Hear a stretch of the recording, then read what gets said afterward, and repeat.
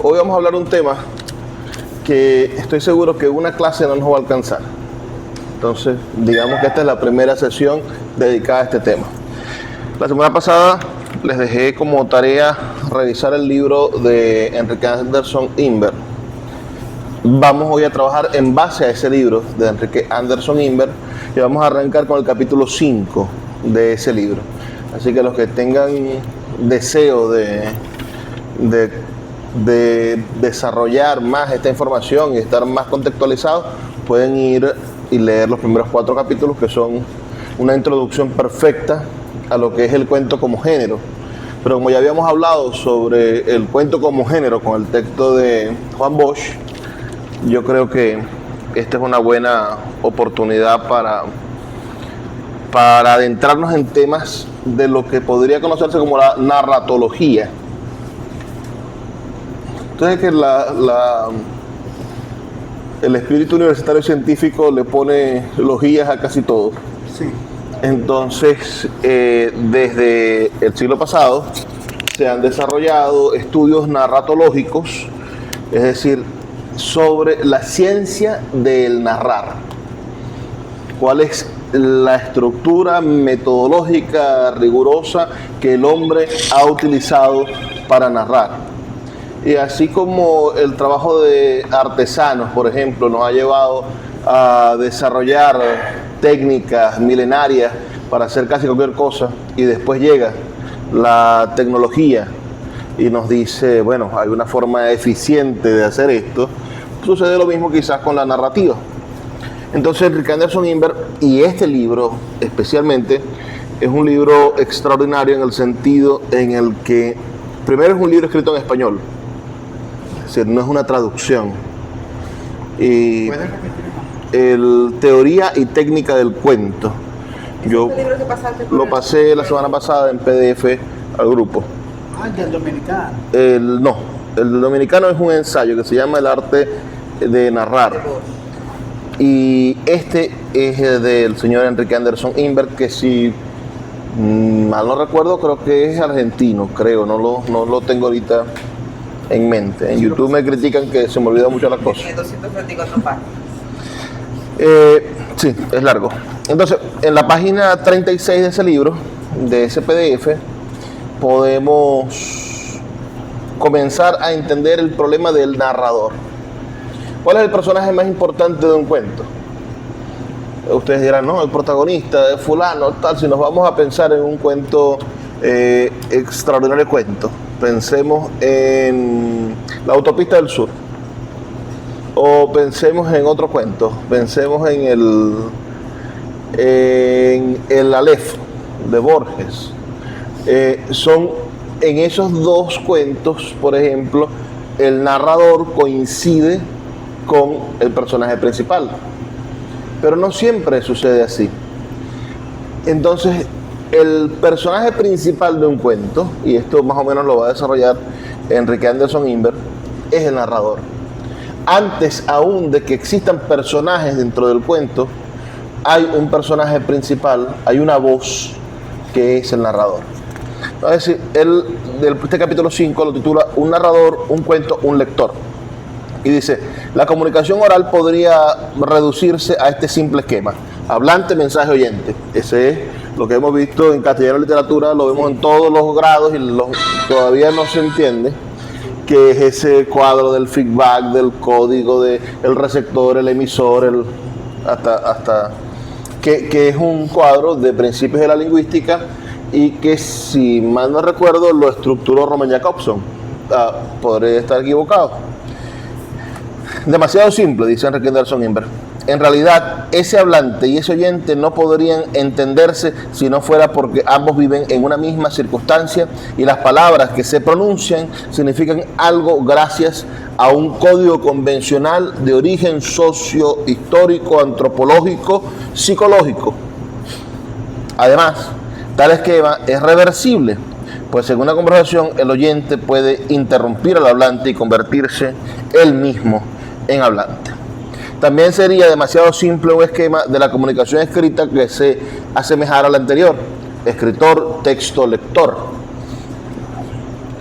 Semejanza superficial, pues en el caso de la literatura, el escritor y el lector pueden desconocerse por haber vivido en diferentes lugares y épocas. Además, la comunicación es irreversible. El escritor impone una obra ya concluida que el lector lee después, libre para ser interpretada en silencio, pero no para intercalar palabras en el texto. Entonces, si tenemos el esquema de Jacobson de la comunicación, donde existe el hecho reversible de que el oyente puede convertirse en hablante, en la comunicación del escritor la cuestión se vuelve diferente. Es decir, tú puedes estar leyendo el Quijote, pero no puedes intervenir el Quijote. Y por más que el Cervantes haya hecho todo lo posible para darse a entender, posiblemente el lector de hoy, 400 años después de que se escribió, no va a entender todo lo que Cervantes quería decir. Y mucho del significado que está plasmado allí se ha perdido. El esquema de la comunicación literaria es mucho más complejo. Lo aplicaré al cuento, que es el asunto de este libro. Y aquí es donde está este bonito esquema. Pensemos de nuevo en la vida académica. Entonces la narratología tiene esquemas como cualquier cosa académica. Él plantea que hay hombre, escritor, y allí entonces encierra esto en un recuadro donde está narrador ficticio, lector ideal, y estos se comunican dentro del género cuento. Después, lector real, hombre. Entonces hay, y ya lo va a explicar él, un hombre o una mujer escribe un cuento para que alguien lo lea.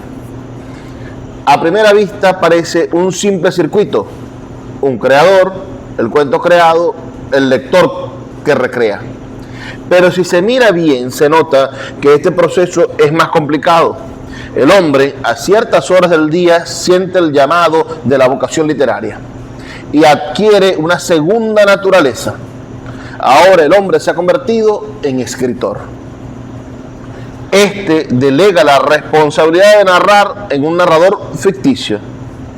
Tanto el yo del hombre de carne y hueso como su otro yo de escritor se quedan fuera del cuento.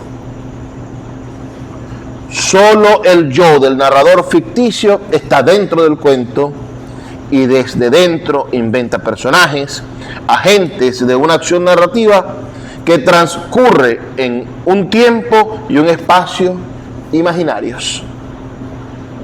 Ahora bien, el narrador también es lector, puesto que mientras escribe, se va leyendo. El narrador se dirige al lector que está en su mente, porque está en su mente, lo llamo lector ideal. El narrador atiende dentro de sí a las reacciones del lector ideal.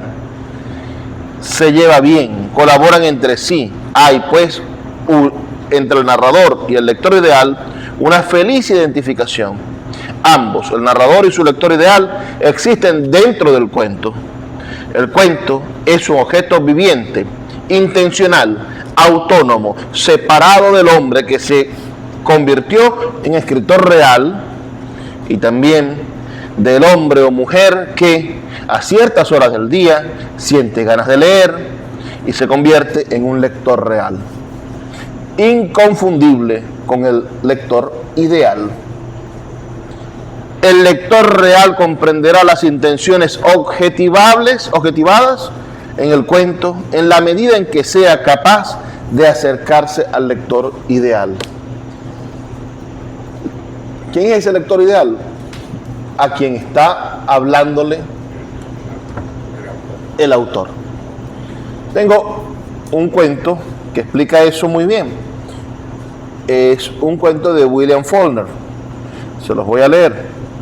Es corto.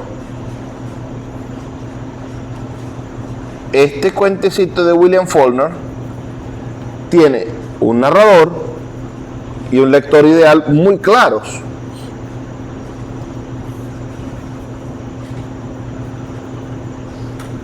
¿Dónde estás, corazón? No oigo tu palpitar. Al Jackson, de William Faulkner. ¿Cómo se llama? Al Jackson, una carta de W. Faulkner a S. Anderson. Querido Anderson, comienza el texto. He pasado el fin de semana en una excursión en barco por el lago y cuando remontábamos el río, el piloto nos indicó por señas la morada del viejo Jackson.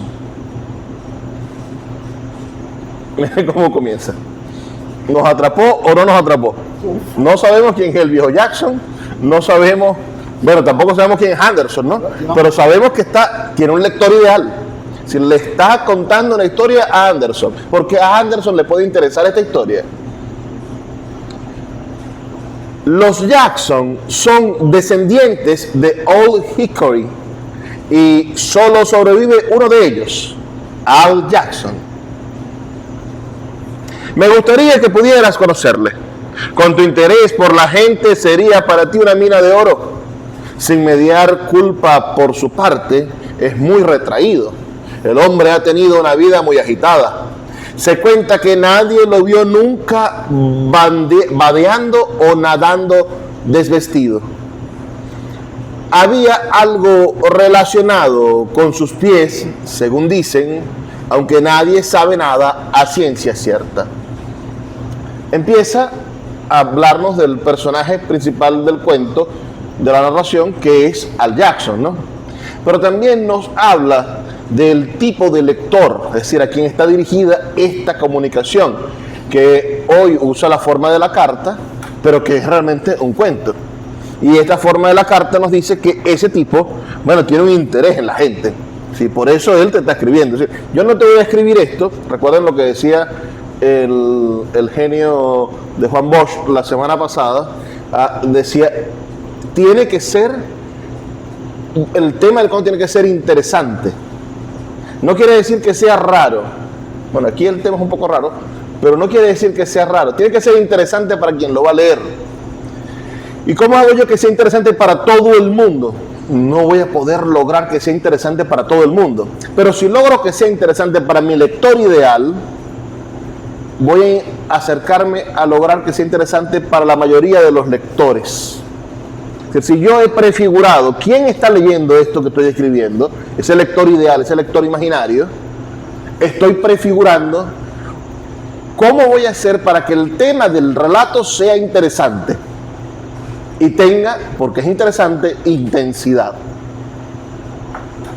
Es imposible pensar en que le va a agradar a todo el mundo, pero si yo imagino a uno solo al que le va a agradar y lo hago irresistible a ese uno solo, estoy comenzando el trabajo de hacer del texto un texto intenso e interesante. Disculpen que siga interrumpiendo el cuento, pero es que esa es la tarea de aquí. No provoca interrumpir los cuentos, ¿verdad? El piloto me estuvo hablando acerca de la familia. La madre de Al, a la edad de 7 años, ganó el concurso de bordados de la escuela dominical y como premio se le otorgó el privilegio de asistir a todas las ceremonias religiosas que se celebraran en su iglesia, sin la obligación de asistir igualmente a las sociales, durante un periodo de 99 años. Es decir, podía ir a las ceremonias religiosas, pero podía saltarse todas las ceremonias sociales. A los 9 años sabía tocar el armonio que su padre había conseguido a cambio de una barca, un reloj y un caimán domesticado. Sabía coser y cocinar e hizo que la asistencia a su iglesia se viera incrementada en un 300% merced a cierta suerte de receta secreta para el vino de la comunión, en la que utilizaba, entre otras cosas, alcohol de grano. El padre del piloto acostumbraba a ir a su iglesia. De hecho, la parroquia entera acabó por ir a ella. En el pueblo derribaron dos iglesias y utilizaron la madera para hacer nazas de pesca y uno de los pastores de almas consiguió finalmente empleo en un transbordador. En señal de reconocimiento, la iglesia le regaló a la madre de Al una Biblia con su nombre y su flor preferida repujada en oro. El padre de Jackson ganó su mano cuando ella tenía 12 años. Dicen que se sintió embelesado por su destreza con el armonio. Según contó el piloto, él no tenía ningún armonio, pues también era todo un personaje. Cuando tenía 8 años, se aprendió de memoria 1000 versos del Nuevo Testamento y fue víctima de un ataque que parecía ser encefalitis. El veterinario, cuando al fin se decidieron a llamarlo, le dijo que no podía ser encefalitis. Después de aquello, el viejo Jackson se volvió algo así como, bueno, llamémoslo raro. Compraba pegamento de encuadernación para comer siempre que podía, y cada vez que iba a tomar un baño se ponía la gabardina. Dormía en una cama plegable que extendía sobre el suelo, y una vez acostado la cerraba sobre sí mismo. Intentó asimismo unos agujeros perforados para que entrara el aire. Volvemos a decir, ¿por qué este narrador se detiene a contar esas rarezas de la madre y esas rarezas del padre?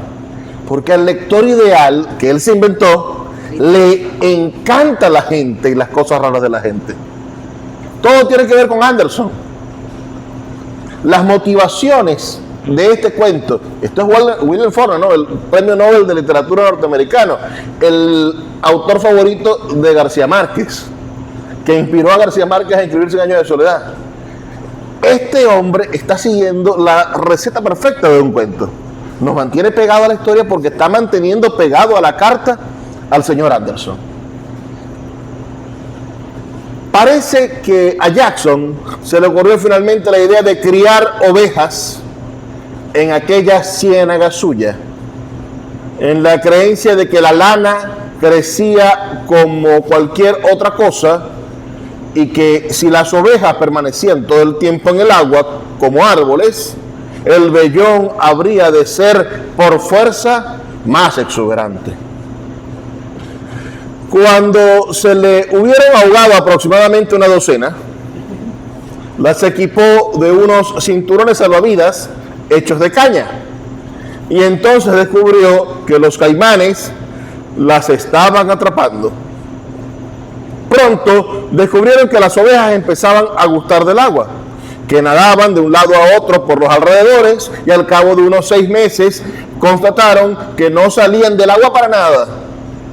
Cuando llegó el momento de la esquirla, el viejo tuvo que pedir prestada una motora a fin de perseguirlas y atraparlas, y cuando al fin pescaron una y la sacaron del agua, vieron que no tenía patas.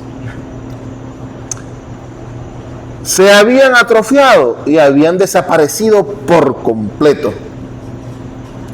Lo mismo sucedía con todas y cada una de las que conseguía atrapar. No solo se les había esfumado las patas, sino que en la parte del cuerpo que había estado bajo el agua tenían escamas en lugar de lana, y la cola se les había ensanchado y aplanado hasta adoptar una forma parecida a la de los castores. Nada, aquí ya uno está metido dentro del relato. Al cabo de otros 6 meses, los Jackson no lograban ponerles la mano encima ni con ayuda de la motora. De su observación de los peces, las ovejas habían aprendido a bucear, y al año Jackson las veía únicamente cuando de tanto en tanto asomaban el hocico para tomar el buche de aire. Pronto pasaron días sin que el agua se viera rota por un morro. En ocasiones sacaban algunas ovejas con ayuda de un anzuelo con cebo de maíz, pero sin rastro de lana en todo el cuerpo. El viejo Jackson, según contaba el piloto, miren la maravilla de este relato, ¿no? Es un relato de un relato. Es un relato que le está contando el piloto también. Porque el piloto es otra cosa. Si todo esto que estoy diciendo que suena increíble, no es que yo te lo estoy inventando, no, yo te estoy buscando de la fuente original para hacerte llegar a ti esta historia, porque a ti te interesa esta historia. No es culpa mía que las ovejas hayan perdido la lana, que todo esto que está pasando es lo que a mí me contaron. Es una forma también de lavarse las manos y no decir todo es un inventor, ¿no? El viejo Jackson, según contaba el piloto, empezó a sentirse como desalentado. Todo su capital nadando de un lado para otro bajo el agua. Temía que sus ovejas se convirtieran en caimanes antes de que pudiera atrapar siquiera alguna. Finalmente, Claudette, el desaforado hijo segundo que andaba siempre detrás de las mujeres, le dijo que si le entregaba la mitad de las que atrapara contantes y sonantes, él se comprometía a coger unas cuantas. Convinieron en ello, pues a partir de entonces Claudette se quitaba la ropa y se metía al agua. Al principio no cogía muchas, pero de cuando en cuando acorralaba alguna bajo un tronco y se hacía con ella. Una le mordió un día de mala manera y Claudette pensó para sí: sí, señor, tengo que darme prisa. Estas benditas cosas serán caimanes en un año. Se puso manos a la obra. Empezaron a nadar mejor cada día y a hacerse con mayor número de presas. Pronto pudo permanecer media hora bajo el agua sin sacar la cabeza. Pero en tierra su respiración ya no era tan buena y empezó a sentir cierta extrañeza en las piernas a la altura de las rodillas. Luego dio en quedarse en el agua día y noche y la familia le llevaba la comida. Perdió la facultad de valerse de los brazos a partir de los codos y de las piernas a partir de las rodillas, y la última vez que alguien de la familia pudo verlo, los ojos que se le habían desplazado a ambos lados de la cabeza y una cola de pez le asomaba por un extremo de la boca. Alrededor de un año después volvieron a oír hablar de él. Frente a la costa había aparecido un tiburón que se dedicaba a importunar a las bañistas rubias, en especial a las gordas. Ese es Claudette, dijo el viejo Jackson. Siempre ha sido terrible con las rubias. Su sola fuente de ingresos, pues, se había esfumado. La familia hubo de soportar largos años de penurias hasta que lo salvó la promulgación de la ley seca. Pero espero que la historia te haya parecido interesante como a mí. Atentamente, William Faulkner. Maravilloso. ¿Por qué un cuento descabellado, donde finalmente no sabemos qué pasó con Al Jackson, nos parece tan interesante hasta el final y nos lleva hasta el final? Porque es un cuento escrito para el señor Anderson. Es decir, tenemos un lector ideal que no tiene que salir, que ni siquiera él le pone nombre porque es una carta, nada más en la primera línea hablamos del señor Anderson, pero en el resto de la narración no importa si el señor Anderson existe o no, lo importante es que es la presencia motivadora de todo el cuento, es el leitmotiv del cuento, el hecho de que el señor Anderson se mantenga pendiente de lo que dice la carta. Dice este señor que va a dedicar todo el capítulo a hablar de esa comunicación literaria. Entonces plantea ¿qué es el escritor de cuentos? ¿Qué es un escritor de cuentos? Bueno, un cuento es la breve y bien construida presentación de un incidente central y fresco en la vida de dos o tres personajes nítidamente perfilados. La acción llega a ser su punto culminante, enriquece otro conocimiento de la condición humana. Un cuento trata de un personaje único, un único acontecimiento, una única emoción o de una serie de emociones provocadas por una situación única. El punto de partida de un cuento es un personaje interesante, claramente visto por el narrador, más de una de estas dos situaciones o la combinación de ambas. A, el personaje quiere algo o a alguien y según parece no lo puede conseguir. Y B, algo o alguien rechazado por el personaje, según parece, va a sobreponer al personaje. ¿Qué más es un cuento? Según, desde el punto de vista del escritor, nos plantea Enrique Anderson. No, me equivoqué, esta es la página 35, esta es la página anterior. Oye, pero qué raro es esto. Me equivoqué. Tiene que ver la digital, a ver. Está impreso al revés. Ah. Esa es la página 35. Vamos a buscarlo digital. Hola, Elenita. Hola, Te Elena. verlos a todos. No me diste tiempo ni siquiera de disculparte el retraso. En el trabajo. Hiciste buen tiempo. El trabajo. ¿Qué problema es trabajar? ¿Ah?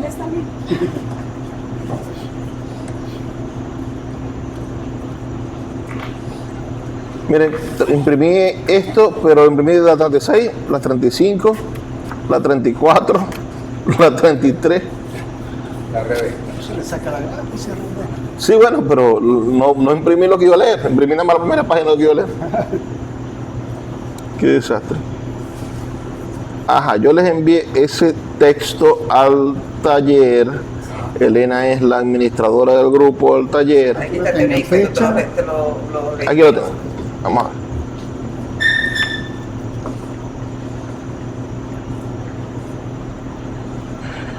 Si alguien quiere pertenecer al taller de los que están en YouTube, lo que tienes que decir a Elena que los incluye. Tenemos que leer la página 37. El escritor. ¿Quién es el escritor? Bueno, evidentemente, quien cuenta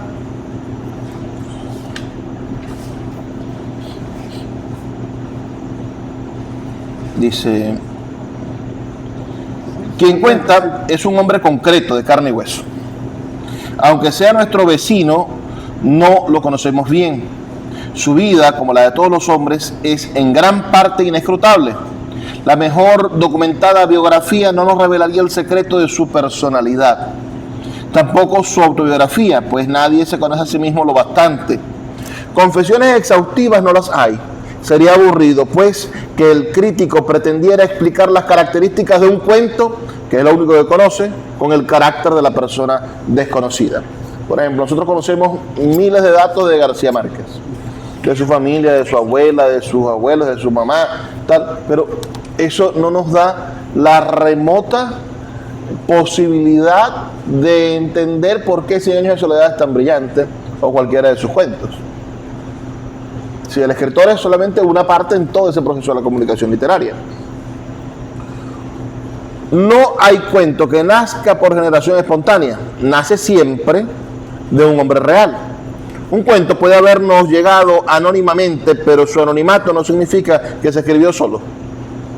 Lo escribió alguien. Y por lo menos en el momento de escribirlo, ese alguien fue un escritor. Con el cuento a la vista estamos en condiciones de saber algo sobre las perspectivas, si no del hombre, por lo menos del escritor. Un hombre, por extraordinariamente dotado que esté, no compone. ¿Me perdí? No compone en su cabeza un cuento completo. Ahí está. Después del punto Ajá. que está. Palabra a palabra, para luego, con la rapidez de un ademán físico, verterlo sin modificaciones sobre el papel. Lo que de veras ocurre es que el hombre va haciéndose capaz de escribir una ardua gestación. El hombre se metamorfosea en escritor y la actividad de este, no la gana de escribir de aquel, queda cifrada en el cuento. El escritor es un hombre que se ha puesto en una tensión especial. Una cosa es que se mueva para cumplir con actos necesarios y ordinarios de la vida, y otra muy distinta, que se siente a escribir algo tan contingente y extraordinario como un cuento. Una vez que un escritor una vez que... Me volví a perder. 20 qué. Una vez que su escritorio se inclina sobre el papel, con la pluma en la mano, es un hombre nuevo. Ahora se está acercando al cuento y el cuento registra los pasos con que se acerca. El cuento refleja la imagen del escritor, su personalidad individual, su cultura, sus normas, sentimientos, intenciones, tonos, estilos, técnicas. En pocas palabras, la suma de sus preferencias más o menos conscientes. Podemos formarnos una vaga idea del escritor que está detrás de lo que escribió, porque, como trasluz, lo vemos en la tarea de seleccionar lo que nos cuenta. Recuerden que vemos al narrador, pero podemos, como trasluz, ver al escritor, quizás no al hombre, porque el escritor ha seleccionado lo que está contando. ¿Qué vemos cuando leemos los funerales de Mamá Grande? Vemos toda la gente que llega a ese cuento de García Márquez a honrar los funerales de Mamá Grande. Vemos todo el imaginario literario que va a desarrollar años después García Márquez como escritor. Pero realmente no estamos viendo su infancia. En ningún momento estamos viendo al niño que creció en Aracataca. Estamos viendo es su imaginario literario, la vida del escritor, no de el hombre que fue ese escritor. Vamos a avanzar unos párrafos y hablemos de estos puntos. Del hombre real se sabe poco o nada. Lo que se sabe es ajeno al cuento que leemos. En cambio, uno puede sospechar que el escritor real, por su prurito de desnudarse, ha de ser un exhibicionista. Y por su prurito de esconderse, un absentista. Que no hay contradicción entre el exhibirse y el ausentarse, lo prueban estos magos de teatro que tan pronto nos obligan a verlos dominando el escenario, como nos engañan con sus trucos instantáneamente, dejamos de verlos. El escritor real es consciente de su exhibicionismo y a veces se exhibe como maestro del arte de no exhibirse. Como cuando se oculta entre los espejos de su obra para asombrarnos con su habilidad de ilusionista. Si lo hace mal, el efecto es cómico, como el de aquel ladrón de gallinas que, habiéndose metido en un gallinero, oyó que se acercaban los pasos del dueño y antes que lo descubrieran, susurró para despistarlo: aquí no hay nadie, solamente las gallinas. Exhibicionismo y absentismo. Veamos cómo trabaja este mago. Exhibicionismo. Por exhibicionismo al escritor se le saca de los adentros a un narrador que tiene su misma figura, su misma manía, aún su mismo nombre, y que quiere hacer creer que él, el escritor, y su fantasma, el narrador, son una misma persona. En esos casos el escritor está ficcionalizado. Su figura, sus manías, aún su nombre, pasan a constituir la imagen de un narrador ficticio. Véase el comentario que hace él sobre Borges y yo en Jorge Luis Borges. Nosotros leímos ese relato, los que no lo han leído, los invito a que lo lean. Es decir, Borges es el que escribe estas páginas y tal. ¿Por qué hace eso? Es una forma de exhibirse como personaje. ¿Cuántos escritores no tienen, por ejemplo, personajes que son escritores? Y de algún modo se convierten en especies de alter egos del escritor. Bueno, Misery de Stephen King. Ajá, un buen ejemplo ahí, un escritor. Agricultor. Un escritor que le pasan cosas que realmente no le pasaron a Stephen King. Pero él utiliza su persona, su experiencia, para darle... Ahí viene otra vez la idea del lector ideal. Lo va a desarrollar después Henrik Anderson Inver en un capítulo por sí solo.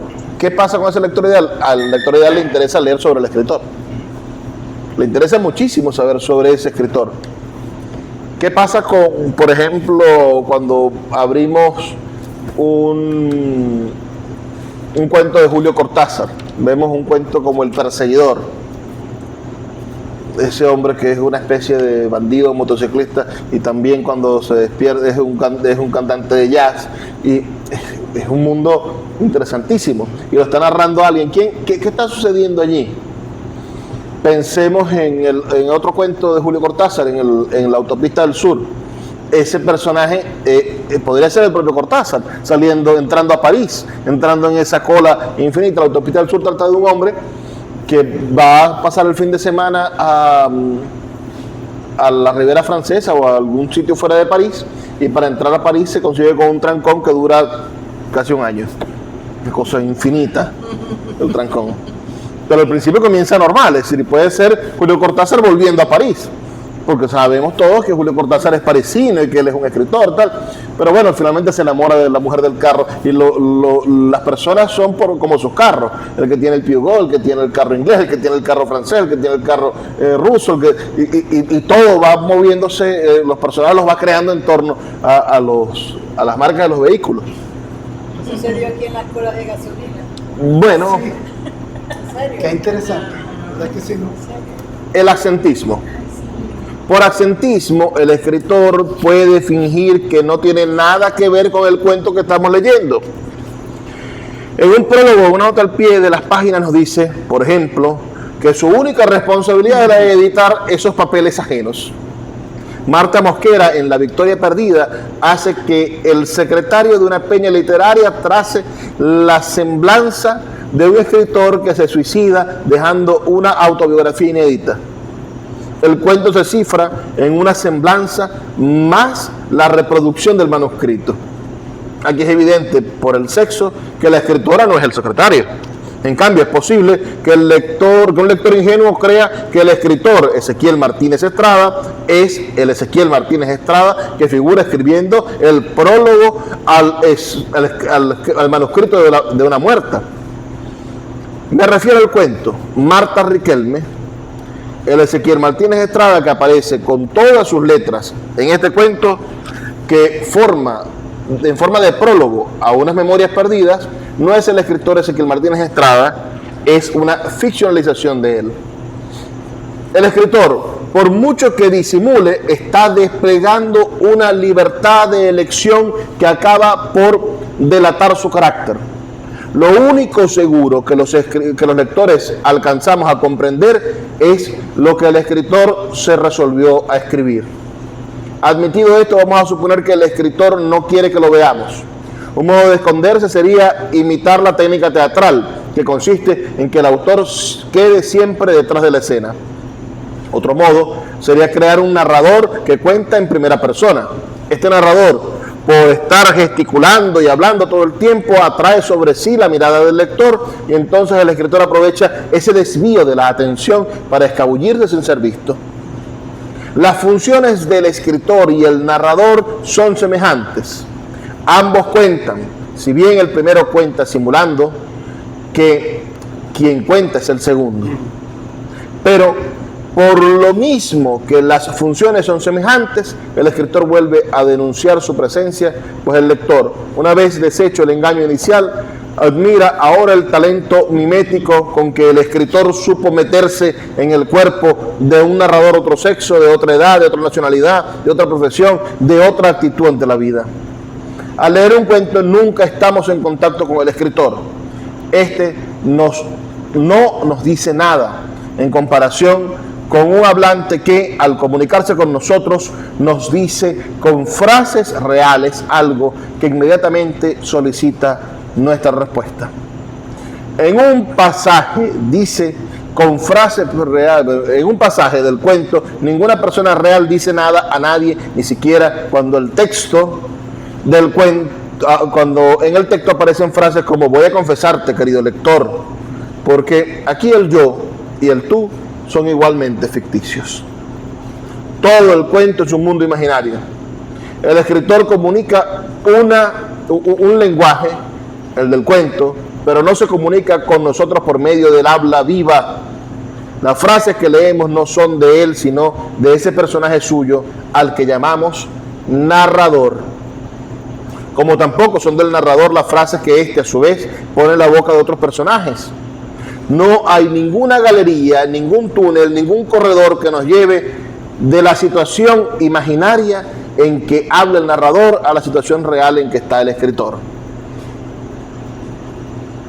En la esfera de la realidad conocemos poco y mal al escritor. En la esfera de la ficción, en cambio, conocemos al narrador mucho y bien.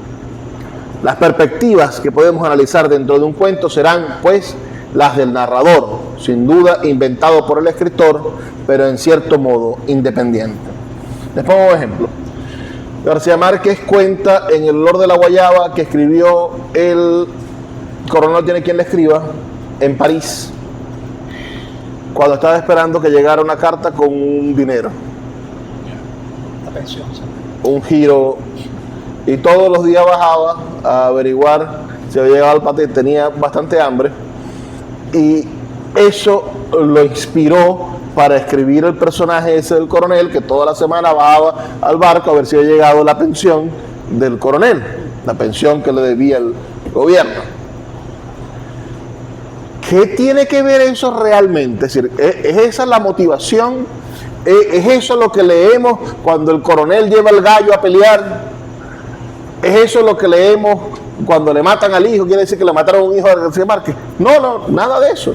Es una anécdota, un colorario que no dice nada realmente sobre la obra literaria.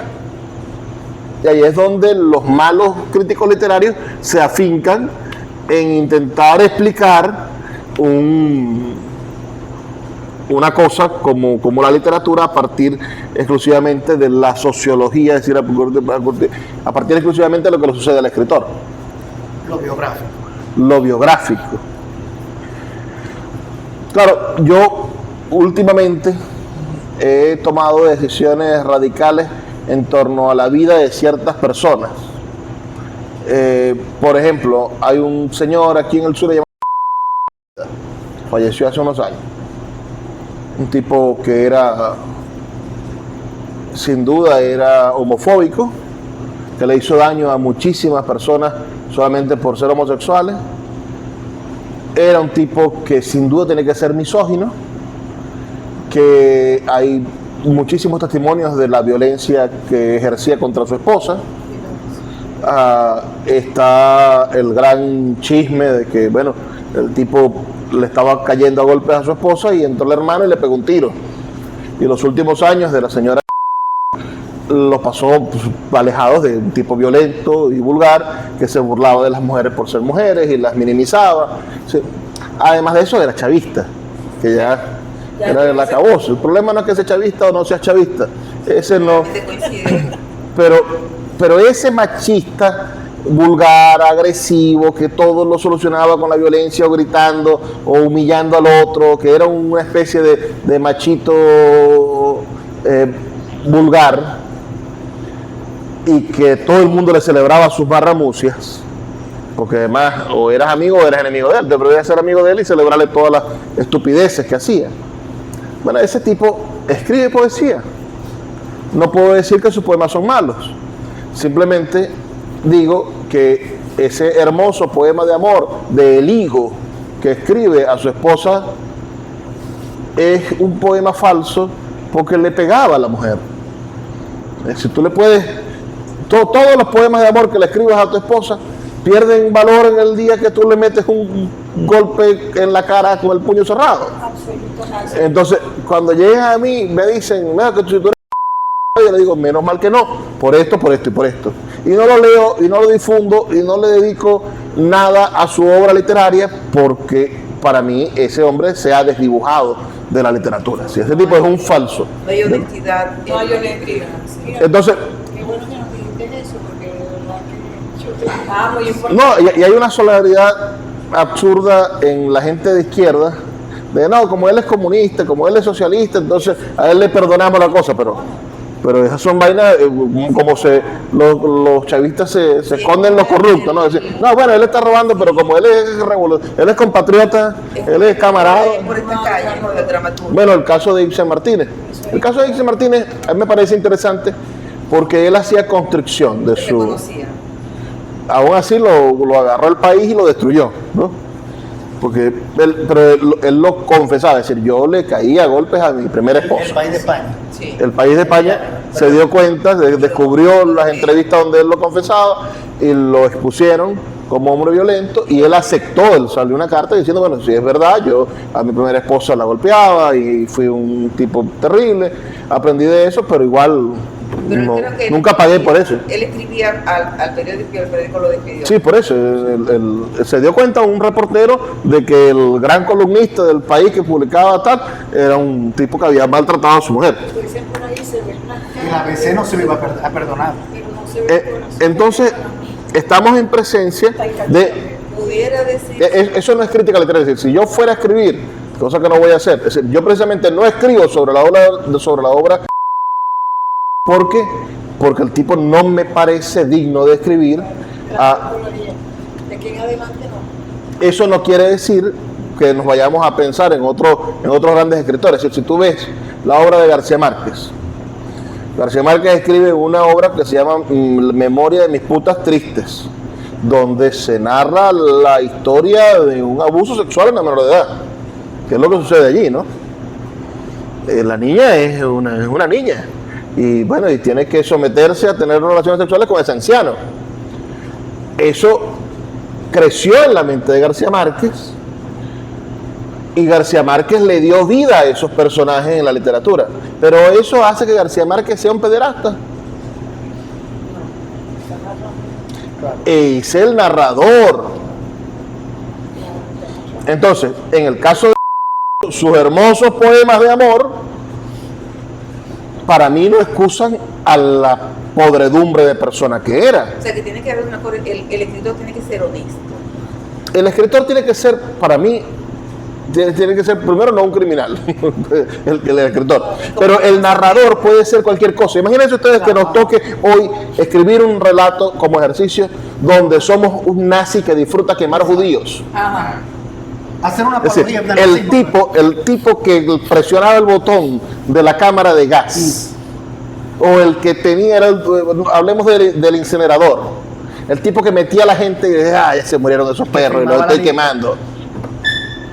Si tienes que meterte en la psiquis de ese tipo, y si lo vas a escribir bien, tienes que demostrar el placer que sentía el tipo en su cosa violenta y tú ves a los personajes. Hay una serie que les recomiendo que está en Netflix, creo, que se llama El tatuador de Auschwitz. Es una serie cortica, tiene poquitos capítulos, una microserie. Y uno ve a ese judío que le toca el trabajo de tatuar para sobrevivir, consiguió que lo ayudaran a tatuar, se enamora, hay una historia de amor, tal. Pero hay unos personajes allí que hacen nazis, que son tan malvados, tan crueles. Y uno dice, finalmente, ese actor es ese personaje. Ajá, sí, se pregunta. Ese actor, claro. ¿cómo ese actor logra la mala de la telenovela? ¿Cómo esa actriz logra ser tan mala? Pero es que le pega a la muchacha, le quita las cosas, le quita la comida, es la madrastra malvada. ¿Y esa mujer será mala? Bueno, Como la que decía ¡Nardito! ese es el caso, perdón, ese es el caso que leí estos días de Meryl Streep cuando hizo el personaje de El Diablo Viste la Moda, que ella tuvo que Bueno, porque ella usó el método además ahí. hacer del personaje, pero ella se sentía que eso no regresaba a sus compañeros, porque ella tenía que estar Interesante. dentro del personaje, pero esa no era ella. Y creo que yo vi eso en internet. Ella les dijo, antes de comenzar el rodaje, esta va a ser la última vez que las trate bien. Exacto. Disculpen. Una actividad interesante. Y también Aníbal, la película está Aníbal. Ah, el silencio de los corderos. Ajá. Bueno, pero, ¿qué es lo que sucede? Nosotros podemos culpar al actor por el personaje que está interpretando. Ni al narrador. Podemos culpar al escritor del personaje que está escribiendo. Podemos culpar, por ejemplo, a Nabokov de escribir Lolita. Es decir, sexualizar a esa muchacha adolescente, convertirla en un objeto erótico que ha pasado 50 años excitando a personas. inocentes que no se querían excitar, sino, bueno, coño, el narrador logró meter a esa persona en situación erótica con una niña. Hay una película con Peter Sellers. Hay dos películas brillantes, una de... Ay, Jeremy Irons. Ajá, y hay una, y está la que hizo ¿cómo se llama? El gran director, el que inspiró también se me olvidó el nombre, el de Odisea del Espacio. Stanley Kubrick. Stanley Kubrick hizo una Lolita, por ejemplo. Hay dos versiones de Lolita muy buenas ambas. Y la de que protagoniza Peter Sellers. Entonces tenemos a ese personaje, Lolita. Es decir, Nabokov es culpable de lo que produce en los lectores. No, en absoluto.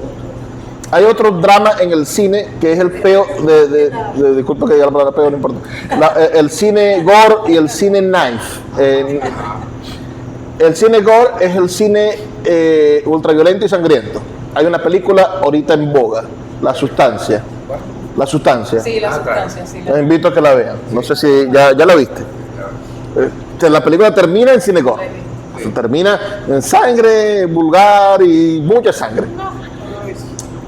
Pero hay una metáfora extraordinaria que subyace la película y al drama. Ahorita yo venía pensando cuando venía caminando, decía que cada día estoy más gordo, no sé cómo hacer para dejar de estar tan gordo. Me siento el personaje de La Sustancia, que cada día va deteriorándose su cuerpo y llega un momento en que bueno, que es un círculo inevitable de detrimento de la cosa. Entonces uno puede pensar a partir de esas obras de arte, piensa esas cosas. Este año también salió otro punto del cine gore que podría ser el clásico, que es la trilogía, el cierre de la trilogía con la película Maxine, que comenzó con una película que se llamaba Pearl, que fue la segunda, y la primera ahorita no me acuerdo cómo se llama. Que son 3 películas que tratan sobre unas especies de actrices porno, mujeres un poco inconformes con la vida que les ha tocado, y que todo está relacionado con muchísima violencia, disparos, sangre, asesinatos y la cosa. Eso es cine gore. Esa violencia hace que esos actores y que ese cine no sea arte, que utilicen lo grotesco como elemento estético, hace que no sea arte, o que los cineastas sean malos, y el cine, el otro cine que simula crímenes, que simula asesinatos. Una especie de apología. Ajá, eso, por ahí va la O sea, cosa. la idea es que no es una apología. Ajá. No, porque cuando Ese era el recuento. cuando está la cámara grabando, a menos de que de verdad mates a alguien y sea un documento, ¿Qué ha pasado? pero está el cine es una representación de la realidad, es decir, es ficción. Nosotros una vez conversamos sobre el asunto de la ficción. ¿Qué es la ficción? Bueno, la ficción es precisamente aquello que es una copia de la realidad. Cuando vemos una fotografía, no estamos viendo la realidad, estamos viendo un instante de la realidad que está objetualizado por la perspectiva de la cámara, por el lente, por los colores que eligió el fotógrafo, por el tiempo de obturación. Es decir, Pero todo eso es deliberado. todo eso altera la realidad y lo convierte en una versión de la realidad, es decir, en ficción. Y cuando alguien te dice, no, que tú eres, quieren acercar la palabra ficción a mentira. Muchas veces la ficción es más cercana a la verdad que otra cosa. La literatura es eso. Pero estamos hablando entonces de la verosimilitud. A veces la realidad no es verosímil. Es decir, la verdad no se acerca, la realidad no se acerca a la verdad. O lo que te cuentan. Tú miras lo que pasó con este niñito que se perdió. Tuvo 2 días perdido. ¿Qué cuento? Todavía no sabemos bien lo que pasó. Y todo Maracaibo estuvo buscando al pobre guajerito. Muy lindo la historia. Pero ¿qué está pasando allí? No lo sabemos. Y cualquier cuento que nos echen podría acercarse a lo verosímil o a lo inverosímil, aunque sea la realidad. Sigamos con el siguiente. Claro que sí. A ver. Si es reprochable la violencia en el contexto familiar, que es el caso que se puso inicialmente, puede ser menos reprochable un documento de cualquier naturaleza que hace apología de esa misma violencia. El asunto está... Para terminar, el cine o la literatura recoge y hace ficción de la realidad y la presenta, ¿sí? Con más ficción o con menos ficción o con más fidelidad a la realidad. Pero si es apología, si el valor que está sustentando eso y los valores que está promoviendo es una apología de violencia, sea en la guerra, sea en el contexto familiar, en el contexto vecinal político. El asunto es la palabra igualmente apología. cuestionable. Es decir, ¿qué es apologético? Es decir, ¿qué te invita a replicar una acción? ¿Qué es lo que te invita a replicar una acción? El documento, la obra literaria, cuando usted lee Mein Kampf, Mi lucha de Hitler, Ajá. ese libro no debe de reproducirse más, porque es un libro que invita al racismo y a la supremacía de la raza aria. No, eso es el caso. Pero si nos vamos a los casos extremos, vemos cómo ciertas actitudes pueden permear a toda la sociedad. Porque si permitimos que la gente, que no se reproduzca el libro de Hitler, que nadie lo lea, entonces estamos llegando al punto en el cual pensamos que esa idea es nociva y que solamente leerlo te va a convertir en nazi. No, hay que publicarlo y cuestionarlo. La censura es eso. Correcto. Eso es censurar. Sí. Y eso es grave. La censura Claro, es claro. algo delicado. Pero estamos entonces pasando en varios estados de Estados Unidos. dentro Sí. del mundo de la ficción y del cine y del arte, dentro del mundo de la ficción, del cine y del arte, nosotros tenemos la capacidad de desdoblarnos, que es lo que plantea Enrique Anderson Imber en este libro, de manera genial. Dice, está el hombre, el cual no vamos a poder acercarnos a él. No sabemos realmente cómo era García Márquez como padre. Está resguardado, ¿verdad? Es una persona real, es una persona que fue hijo, que fue padre, que fue madre, que fue... bueno, ahí está la novela de Jaime Bailey sobre Vargas Llosa y García Márquez, que muestra un Vargas Llosa machista, que muestra a un García Márquez libertino, Y los golpes, ¿no? claro, pero muestra la vida diaria de esa gente. Es una novela también, si estamos hablando de otra cosa ficcional, pero muestra esa vida diaria y ahí podemos imaginarnos lo lejos que estamos de entender cómo eran esas personas como seres humanos. Y el Vargas Llosa que se separó de la Presley, ¿por qué se peleó con la Presley? Si eran una hermosa pareja de farándula, un premio Nobel y una actriz. No sabemos, es su vida íntima. Pero ¿qué tiene que ver eso con conversaciones en la catedral? ¿O qué tiene que ver eso con la ciudad de los perros? Esos muchachos que violaban y mataban gallinas en la ciudad de los perros. ¿Por qué pasan esas cosas en la literatura? Porque la literatura nos está mostrando un espacio de ficción. Yo recrimino a un ser humano que sus acciones humanas son criminales y malvadas. Pero si es una persona común y corriente en general, García Márquez era el mejor amigo de Fidel Castro. ¿Qué puedo yo recriminarle que haya sido comunista y que haya adorado a Fidel Castro y fuera todos los años a la escuela de cine de los Baños allá en Cuba y fuese celebrado en Cuba? Bueno, no tengo nada que recriminarle. Quizás que así de la vista gorda de la situación de los cubanos. Él en sus memorias escribe, bueno, que Fidel llegaba con una necesidad de algún cubano y Fidel hacía caso y ayudaba a ese cubano.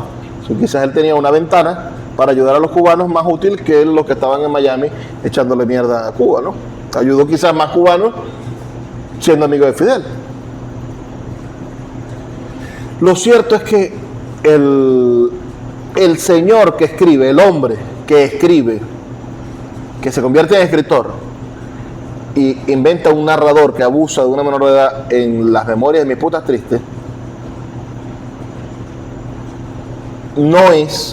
no convierte a García Márquez en un criminal, ni convierte a García Márquez en un hombre que hace apología del abuso de menores. Muestra primero una realidad. A nuestras abuelas no las casaron cuando tenían 12 años. Sí. hasta con dote y todo, les entregaban parte de la noche. Hasta hace poquito no era una moneda de cambio la mujer guayú. Sí. Entonces, la literatura no puede hablar sobre eso. La literatura, y vamos a Nabokov, no puede tener a un profesor que se obnubila por la belleza de una estudiante de 14 años. No los hay. Tipos obsesionados con una alumna. Cuando yo estudiaba quinto año había un profesor, eso se bebía los orines por una compañera. Bueno, entonces, Eso es pederastia realmente. si lo hubiese hecho Nabokov en la vida real, habría sido un delito, un crimen. Pero, como lo hace el personaje, y lo hace también, pues lo escribe también, estamos frente a un maestro de la literatura. Y no tanto era porque nosotros percibíamos que él la mirara o algo, ¿no? Sino que la joven también era, mi compañera era como un poquito Entusiasta. Ella era así, ella, por ejemplo, traía una fotografía que se había tomado el día anterior. Entonces con unas blusas tipo B y ella era de senos pronunciados. Pero ¿cómo, Y con el cabello suelto, entonces... pero cómo le niegas a ella el placer de sentirse deseada también? Es que poeta, a ese es que voy, ella le enseñaba la fotografía al profesor, y el profesor, estábamos así, yo soy el profesor, Hildardo es ella, y ustedes los compañeros de ese profesor. Dios mío. Belleza. Y nosotros estábamos así todos así, porque ella, vuelvo y digo, ¿no? O sea, la blusa, en la fotografía, su blusa era de seno pronunciado blanca, cabellos negros así largos, todos. Nos lo hemos imaginado perfectamente. Tranquila. Entonces ella llegaba con la fotografía, miren la fotografía que me tomé ayer, dice el profesor. Dios mío, qué belleza. Dios mío. Y nosotros todos así con la carita de borreguito. Claro. Sí, el siguiente punto de la clase, profe. Bueno, ¿por qué hablamos del hombre, del escritor, no? Ahora vamos a hablar del narrador. Dice, en la génesis de un cuento, dije, hay un hombre concreto de carne y hueso que se puso a escribir. Al escribir pasó al plano real, del plano real al plano estético. El Homo sapiens es ahora Homo scriptor. Pero quien habla en el cuento no es el escritor, sino un narrador. El hombre concretó su energía en esa parte de su personalidad que mejor se prestaba al juego de la expresión. Se hizo escritor, y el escritor, como en una comedia, representa un papel. Tiene a su disposición varias máscaras. Máscaras, en fin, en latín significa personas. Que quizá ha ensayado una tras otra hasta encontrar la que le sirve. No solo porque es la que va a producir en el público una impresión calculada, sino también porque en el espejo del arte es la que le devuelve la imagen de la cara en la que en este momento quiere tener. El escritor, en cuanto hombre, se puso o se dispuso a escribir. Solía hablar con voz propia, pero ahora esa voz, a través de la máscara, resuena alterada. Sus ojos lanzaban miradas desde su posición en el mundo físico, pero ahora, a través de los ojales de la máscara, son los de un impostor en un escenario.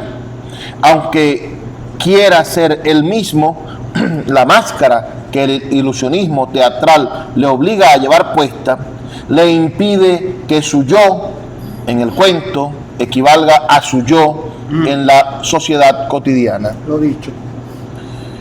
En el proceso de la creación artística ha habido pues un desdoblamiento. El escritor tomó conciencia de sí, se autocompletó, eligió las aventuras que le parecían más propicias para transmutarlas en arte y las configuró en un cuento objeto. Si me preguntaran, ¿quién escribió el leve Pedro? Contestaría yo. con lo cual quiero decir Enrique Anderson Inver. Pero al contestar así, con ese yo, también aludo a mi alter ego, al artista que llevo adentro, capaz de rechazar la realidad y de inventarse un mundo propio donde un Pedro cualquiera de repente remonta por el espacio y desaparece. Un yo primero y un yo segundo. El yo del escritor de carne y hueso declara que, con todo derecho, ese cuento es mío.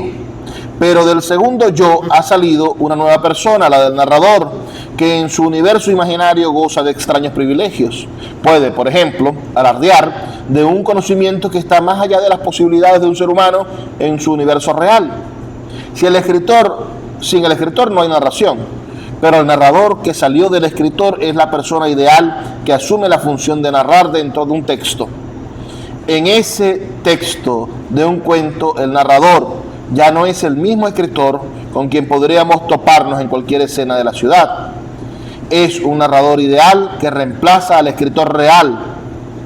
Se da en dos clases. El narrador sin rostro. La acción pasa por su conciencia. Evita usar el pronombre yo, y si bien está presente en el cuento, esto es inevitable, puesto que él es quien cuenta, carece de características personales.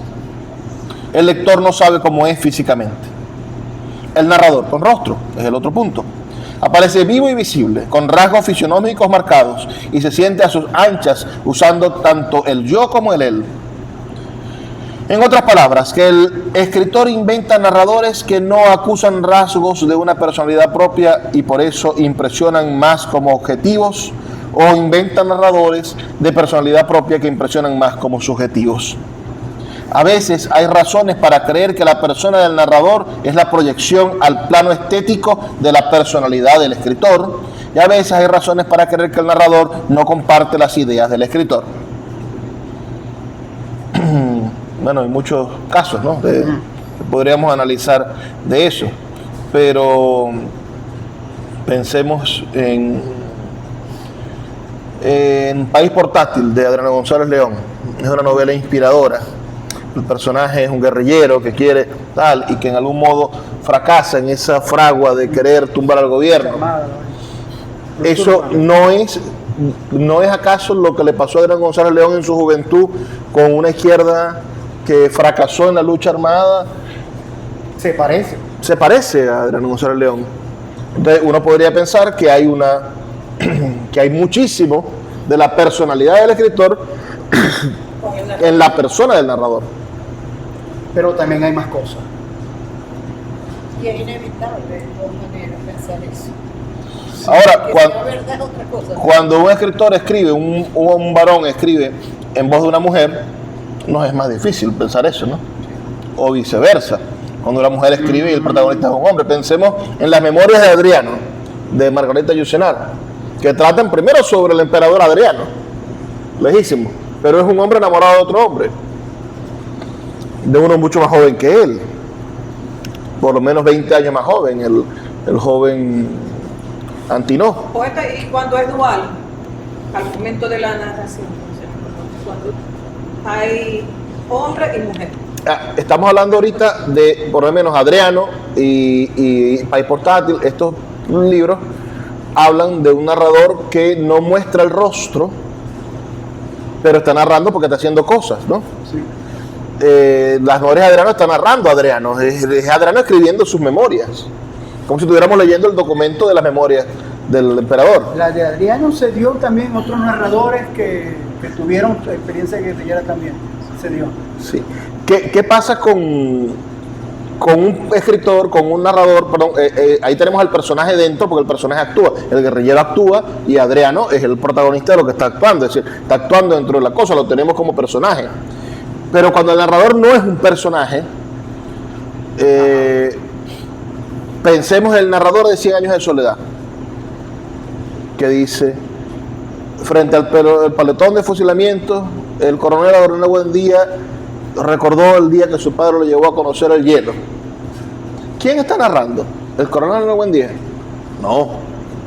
Hay alguien que nos está contando lo que está pasando en la mente del coronel Adorno Buendía mientras está frente al pelotón de fusilamiento. Y nos cuenta después ese mismo personaje, bueno, lo que hace José Arcadio, lo que hacen todos los personajes de la novela. Pero nunca sale ese tipo. Bueno, al final sabemos o entendemos que buena parte de todo lo que está dicho allí está en la memoria, en el escrito en sánscrito, por cierto, de Melquiades, ¿no? Que cuenta la historia de la estirpe de 100 años de soledad. Pero aún en ese momento en el que el remolino se está llevando la casa, en 100 años de soledad, eso no lo puede estar contando Melquiades. Y si sigue habiendo un narrador que está contando las cosas, ese narrador puede utilizar y darle voz a todos estos personajes. Mujeres, hombres, perros, gatos. No hay límite. Porque el narrador se ha ocultado. Ese es el narrador sin rostro. El discurso del narrador es el fundamento de la narración. Sobre él se apoyan los monólogos y diálogos de los personajes, diálogos que tienen sentido porque resolvemos dar crédito al mundo que el narrador postula. Por inverosímil que este mundo sea, si lo eximimos con un criterio de verdad que es lógico, extraestético, el narrador puede contradecir a sus personajes o, por aquello de que el que calla otorga, darles credibilidad. Pensemos en el Quijote. Cervantes pasa todo el Quijote diciendo todo el libro diciendo que el Quijote está loco. Y va en desatino y tal cosa. Lo está siempre adjetivando y lo adjetiva de manera negativa. Vamos a pasarnos unos párrafos. Dice, aunque el escritor permita que se deslicen en el cuento experiencias que vivió, cuando ese hombre, esas experiencias se hacen ficticias por el solo hecho de haber sido encerradas en el cosmos estético. El narrador es un personaje tan ficticio como los personajes que inventa. Se han dejado absorber por el cuento en el instante de fabularlo. El escritor, vale decir, el hombre que escribe, puede consentir al narrador que, al narrar en primera persona, lleve su propio nombre, pero el lector avisado no los confunde. Son como dos hermanos que llevan el mismo apellido, pero quien sobrevive es el que sube al cuento. El otro, el real, desgastado por la vida, se hace polvo. Borges lo ha visto bien en su cuento Borges y yo. Al otro, a Borges, es a quien le ocurren las cosas. Yo camino por Buenos Aires. De Borges tengo noticias por el correo y veo su nombre en un diccionario biográfico. Sería exagerado afirmar que nuestra relación es hostil. Yo vivo, yo me dejo vivir para que Borges pueda tramar su literatura y esa literatura me justifica. Wow. Bueno, les queda como tarea que lean El Lector, que es muy interesante y que resume un poco lo que dije al principio. Y la semana que viene empezamos a hablar de los puntos de vista. Vamos a escuchar los inicios de cuentos que hicieron y vamos a hacerlo analizando un poco a esos narradores que ustedes han inventado para iniciar esos cuentos. Ahora, ¿cómo es la tarea? Leer el lector.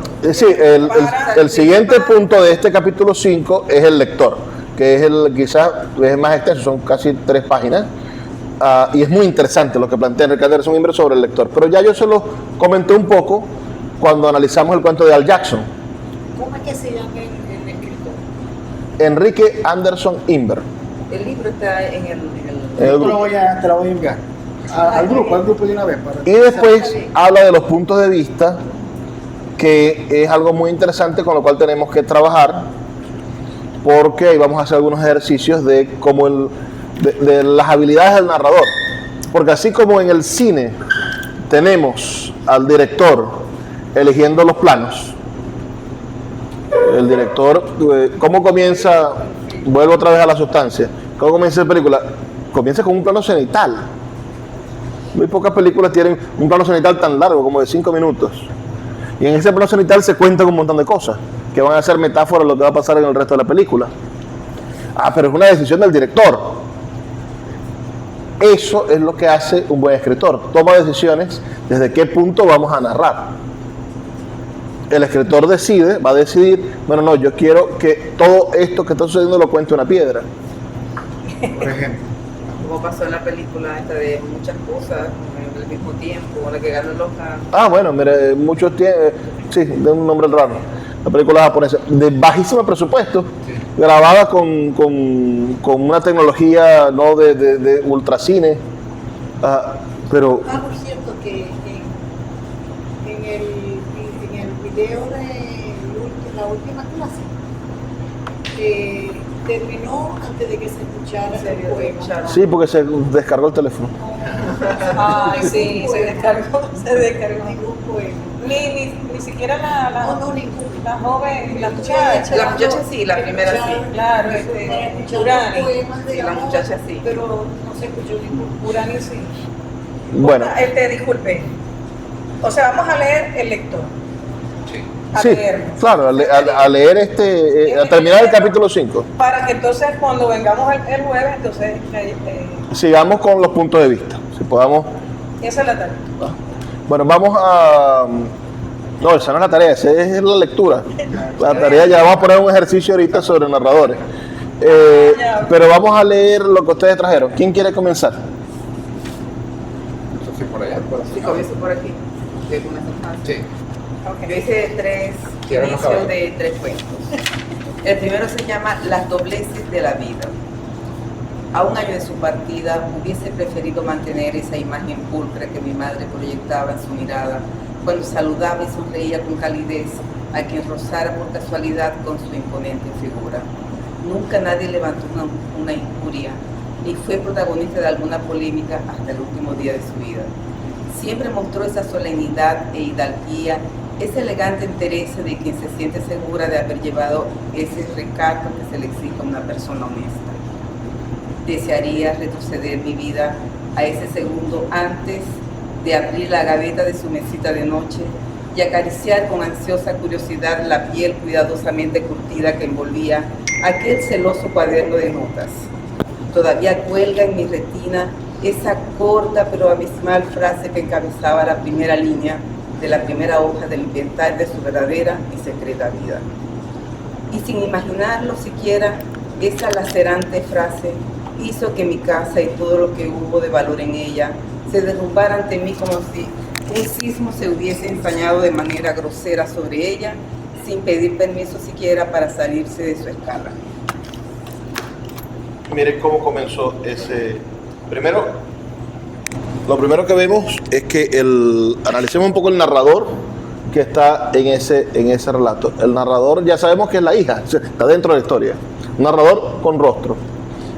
Está describiendo y cómo nos mete en el personaje principal. Ya sabemos que vamos a descubrir una historia, ya sabemos que vamos que esa historia es importante para la persona que está narrando. ¿Quién será el lector ideal de esta historia? Es algo de lo que debes trabajar. Ya tenemos los argumentos para que sea importante, para que nos llame la atención. Ahora, ¿cómo hacemos para mantener esa atención? Tienes que tener claro el rumbo, aquella idea de Bosch, de la flecha, ¿no? Hacia dónde va dirigida esta flecha. Eso lo haces determinando cuál es tu lector ideal. Es decir, quién es el que está leyendo esto en ideal. Sabemos que lo estamos leyendo nosotros como seres humanos, pero hay un lector ideal, que es el que le va a interesar cada una de estas páginas de esa libreta de conseguir. Léenos el otro. El otro se llama Ruptura. Dice, sentados allí, en silencio, en un banco cercano al viejo muelle, en compañía de un inusual embravecido mar y acariciados por un vaivén de colores pincelados por un sol que anhelaba ya el anochecer. Él le rogó que no se fuera. Ella le retiró su mano en silencio y un instante después abrió con impaciencia su bolso para sondear con las yemas de sus dedos todo lo que había allí, hasta que se tropezó con un juego de llaves que capturó con firmeza y las puso entre sus manos, pero él las rechazó con violencia. Mira, aquí hay otro narrador diferente. Estás hablando de él y ella, pero tú estás afuera. Estamos en un narrador sin rostro en este caso. Y el último se llama El amigo fiel. Nos conocíamos desde hacía mucho tiempo atrás, tanto que ya no recordaba ni el día ni la manera en que su omnipresente figura entró de repente en mi vida. Con el tiempo nos hicimos muy buenos amigos Esa amistad creció de tal manera que se convirtió en mi confidente, en el compañero fiel, esa persona a quien podías llamar a cualquier hora y siempre recibir respuesta. Pero un día, de manera muy extraña, estando en su presencia, sentí cómo se llenaban mis entrañas de un temor que nunca antes había sentido. Luego vino una energía incontrolable que comenzó a agitarse rápidamente dentro de mí, y con ella vinieron las náuseas, los temblores, un incontrolable pánico, hasta que comencé a sentir un enorme rechazo hacia él. Ok. Capturó mi atención también. En este caso hay un narrador con rostro. Es decir, el personaje, el que está narrando, está involucrado en la historia. Me gusta de tu historia, Yasmín, ¿no? Que son mundos diferentes. O sea, es interesante porque son mundos diferentes y tu capacidad de poder pensar en mundos diferentes, con diferentes hilos, con diferentes historias. Entonces, eso me parece maravilloso de lo que tú compartiste hoy. Yo insisto que me encanta esa fluidez tuya. Ajá. De verdad que sí. Lo hace ver fácil, pero no lo es. Me gusta la calidez, con que o sea, siempre es muy cálido escuchar. Tiene una bonita voz, ¿verdad? Sí. Sí, es cálido escuchar. Carmen, otra ventaja. acerca el micrófono. Bueno, yo esta vez fui una mala alumna por la ausencia, pero bueno. Eran 5 inicios. Yo solamente hice uno.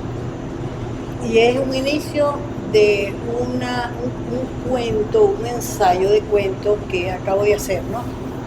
Entonces, que después más adelante, pues ojalá algún día se me ocurra, si es que se me ocurre publicar, pero por ahorita no deseo hacer eso. Entonces, algo muy de ese cuento.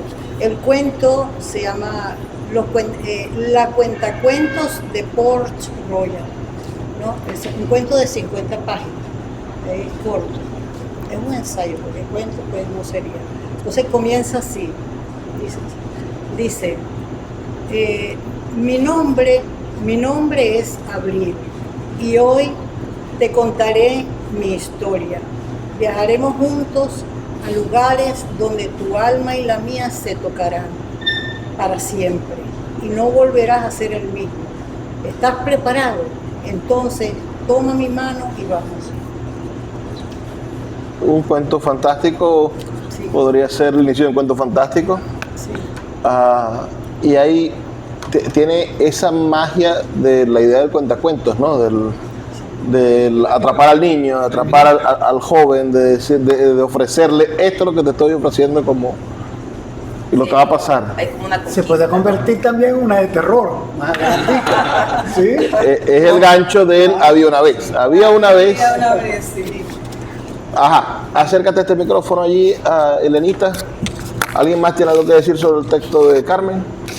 Sí, comienza como una invitación para seguir leyendo. O sea, como la idea de poder atrapar a quien te va a leer y mantenerlo allí en vilo. Sí, habría que saber qué le va a ofrecer, que sea... Sí. Que sea Si lo analizamos con los recursos que hoy nos dio Enrique Anderson Inver, es un narrador con rostro, porque se está presentando, tiene nombre, tiene apellido, y te va a llevar a la historia. Si el narrador tiene forma, estamos conociendo. Yo estoy de acuerdo con Luis, es que es como, parece un cuento de fantasía, pero yo veo perfectamente que ese cuento puede presentarse así como fantasioso y luego dar un revolcón a algo A llevarlo a la tenebroso, realidad, sí. a partir de la confianza a que invita. No sé si eso lo pensó el narrador o la escritora, Claro, pero lo puede que pasa darse es un que- giro. La Cuentacuentos de Port Royal, que lo desarrollo en 50 páginas, ¿no? Dentro de las 50 páginas se desarrollan varios cuentos. O sea, no es el mismo cuento, sino que vas entrando de un cuento a otro. concatenándolo. Sí, y son distintos, ¿no? Y es un cuento familiar, sugiero. Ok. Es una historia familiar. Si vamos a buscar literatura así, por ejemplo, pensemos en Peter Pan. Los invito a leer el libro de Peter Pan. Es un libro interesante con varias historias Es un libro de cuentos, Peter Pan. Una novelita, libro de cuentos. Hay un libro de cuentos que llevaron después al cine que se llama Una serie de eventos desafortunados. Ah, Sí. sí. Los cuentos son deliciosos y trata de un par de huérfanos que les pasan. Son tres, Sí, por ahí un bebé, una bebé. que les pasan de todo. Y cada capítulo de la historia, bueno, es un cuento diferente, que está enmarcado con los mismos personajes, pero van pasando cosas totalmente diferentes. Entonces. Ajá, Elenita. Bueno, de los 5 párrafos traje solo 3. El primero dice, desnudos mirando el impacto de la cascada, la llovizna rociaba sus miembros y sintieron el deseo de autosatisfacerse. Sergio. Dios mío. Por favor, díganme más. Narrador sin. Objetivamos, narrador sin ¿Quiere rostro. que le diga más? Claro. Es un narrador sin rostro que está viendo a esas personas autosatisfacerse. Está desde afuera. El otro, cada vez que el viento arreciaba aquella figura grande, oscura y encorvada, aquí me faltó sobre la palmera, se balanceaba tratando de abrir lo que parecían alas. ¿Cuál es la fe? Interesante. Me recuerda, por supuesto, a aquel cuento de García Márquez, ¿no? Era un hombre muy viejo con unas alas muy grandes. ¿Lo conoces? Te invito a que lo leas. Es corto. Y el otro ya es infantil. Quise asustar a mi perrito colocándome una máscara gigante de gato. Y su reacción me dejó asombrado. Ya, listo, agarraste al niño. Ya no lo puedes soltar. Eso La literatura infantil tiene ese problema. Si te vas en descripciones o te desvías de la historia, pierdes al niño. Pierdes al lector.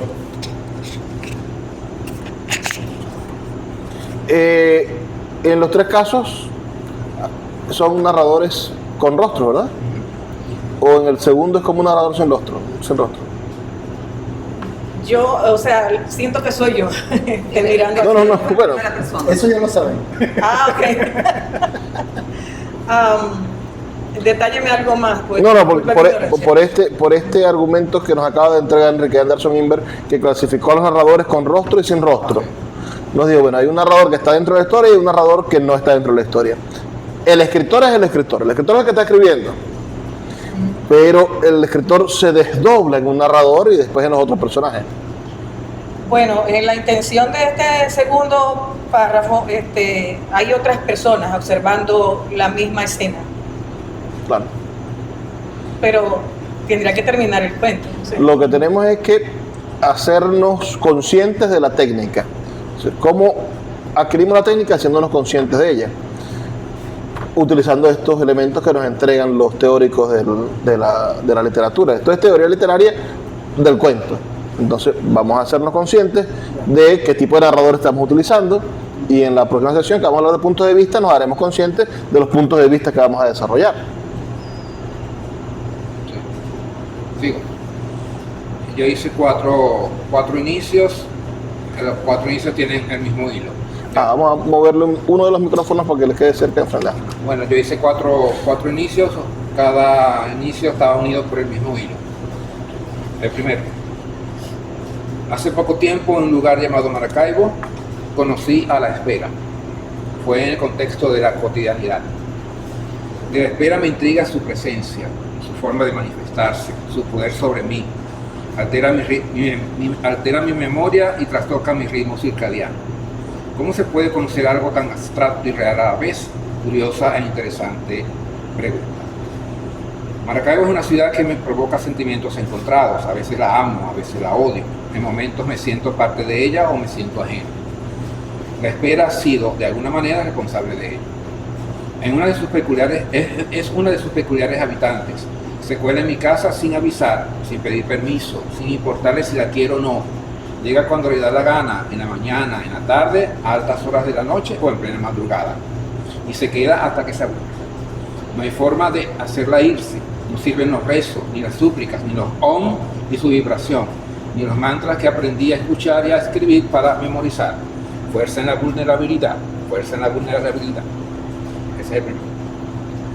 Sigo con el segundo. Érase una vez, pero no hace mucho tiempo, que llegó.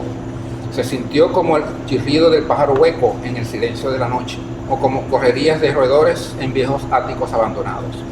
Imprevista, indolente, malvada, caprichosa, la espera colocaba su bandera. Acá estoy si no me han visto.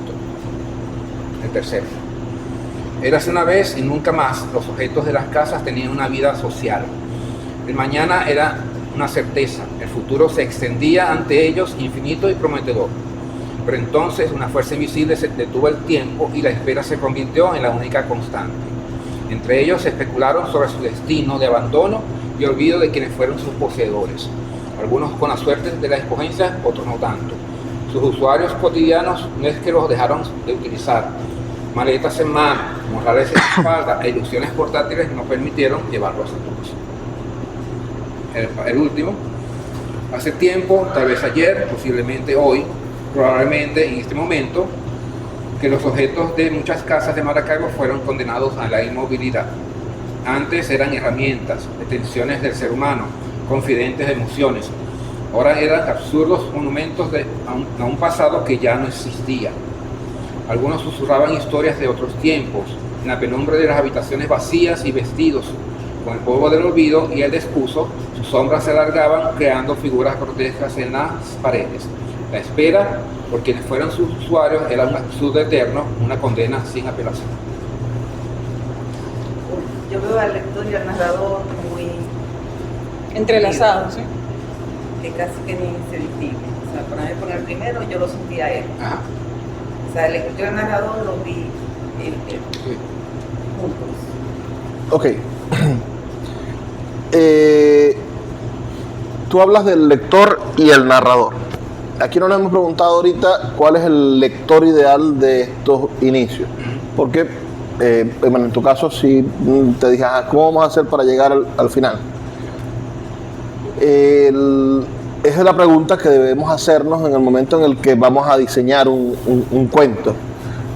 Tú tienes este tema de la espera que lo tocaste con 4 puntos diferentes, la última quizás un poco más apartado, cada uno como apartándose más, ¿no? Del primer narrador que habló en primera persona de la espera, es un narrador con rostro y está contando su experiencia con esa cosa que llega, ¿no? Que se llama la espera. Y después lo fuiste haciendo cada vez un poco más objetivo, creo que te fuiste creando estancias de alejamiento en torno al tema. Cada una de esas estancias de alejamiento debería obedecer a una idea diferente del lector. O sea, ¿a quién le puede interesar cada una de estas versiones de esta historia? A ver, respondo. ¿Tienes respuesta para eso? Creo. Bueno. Ah, qué interesante. Bueno, lo que pasa es que en el primer relato hay cosas que no dije. Tengo que decirlas para continuarlo, ¿no? Claro. O sea, ¿quién es la espera para mí? La espera es el corte de luz. La espera es que llegue el agua. Esa es la espera para mí, en el primer relato. Ya en el resto de los relatos sigue siendo la espera, pero más como protagonista. Aquí estoy si no me han visto. O sea, quiero darle una figura a esa... Pero ¿cómo hacemos para que en el universo de esa narración solamente importe lo que va a suceder? Bueno, creo que hasta cierto punto que importa lo que va a suceder, creo que lo comparten muchas personas, como yo. Claro, pero tienes que hacerte tu señor Anderson.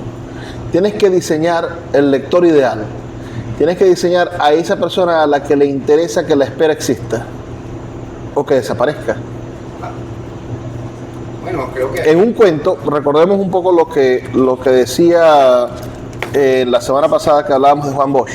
Juan Bosch nos hablaba la diferencia entre relatar algo y hacer un cuento.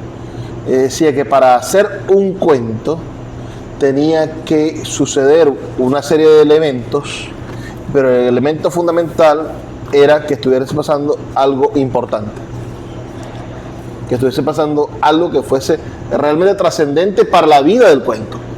Puede ser un caracol que se enamora de otra caracola, que son muy lentos, ¿no? Se puede ser, ¿qué importancia puede tener que una abeja polinice una flor?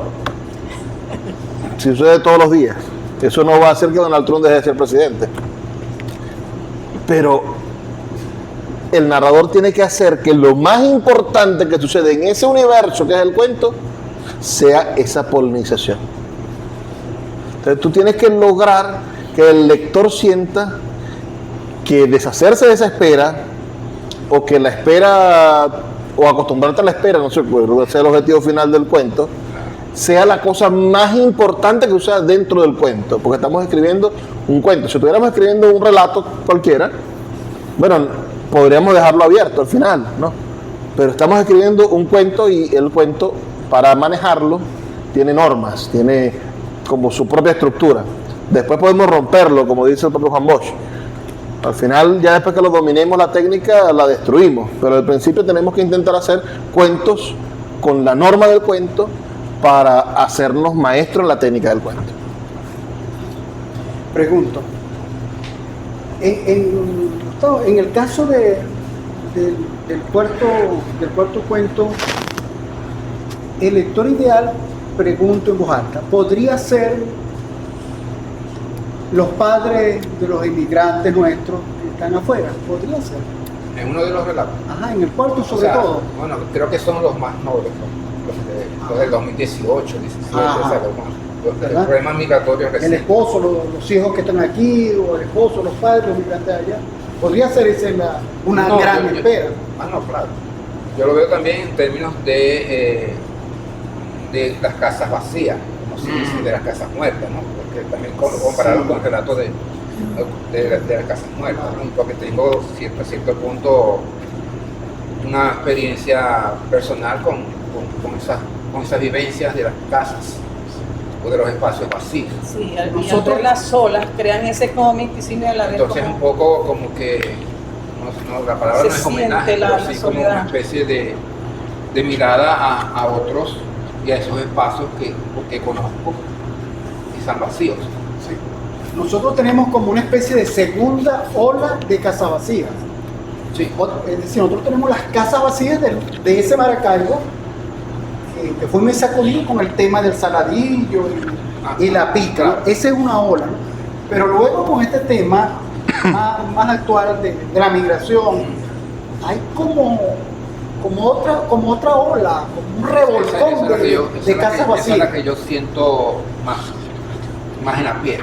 Más, En la piel. en la ajá, Entonces, correcto. es como que para, El humano Gildardo no sé si es conjurar o exorcizar. siente la necesidad de escribir, Sí. y el escritor Gildardo tiene este leitmotiv que debe de generar en un narrador que logre hacer de ese universo expectativas y logre generar el diálogo entre el narrador y el lector ideal. Yo creo que yo estaría entre tus lectores ideales y tus lectores concretos. Ah, bueno. Esa es una. Gracias.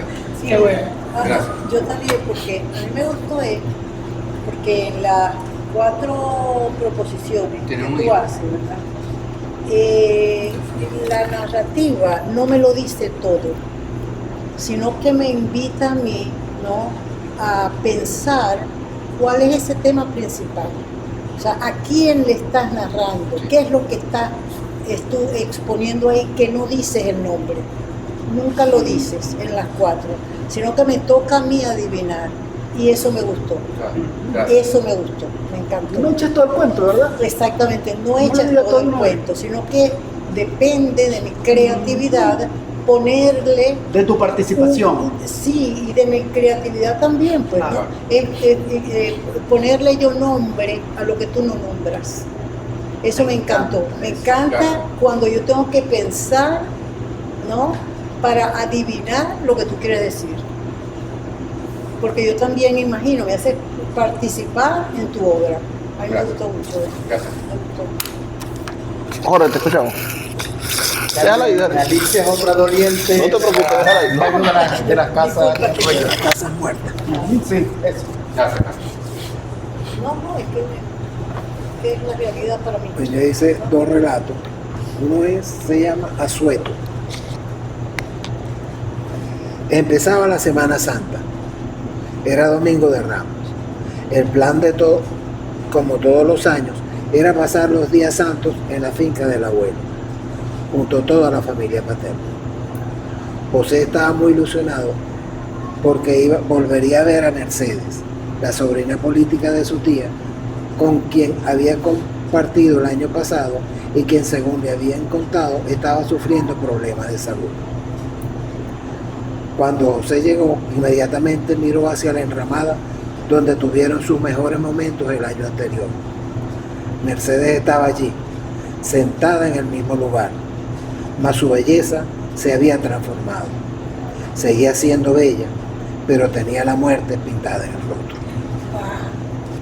Muy bien.